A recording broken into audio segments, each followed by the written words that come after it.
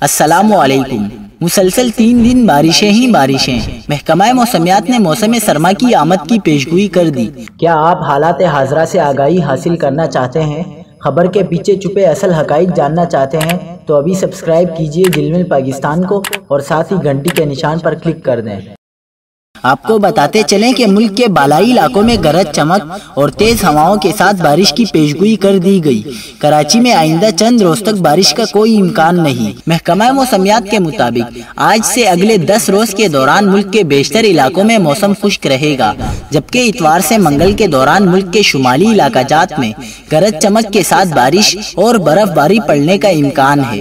اتوار سے منگل کے دوران گلگت بلتستان، کشمیر سمیت شمالی خیبر پختونخوا، اسلام آباد، راولپنڈی، سیالکوٹ، گجرات، سرگودا، جیلم میں گرج چمک کے ساتھ بارش کا امکان ہے۔ 10 اکتوبر سے گلگت بلتستان، شمالی خیبر پختونخوا میں برف باری کا امکان ہے اور بلوچستان کے مختلف علاقوں میں سردیوں کا آغاز ہو جائے گا۔ 10 اکتوبر سے بلوچستان میں راتیں سرد ہو جائیں گی اور دن کے دوران موسم نارمل رہے گا۔ 11 اکتوبر سے پنجاب، خیبر پختونخوا سمیت سندھ کے بالائی مغربی علاقوں میں بھی موسم بدلے گا۔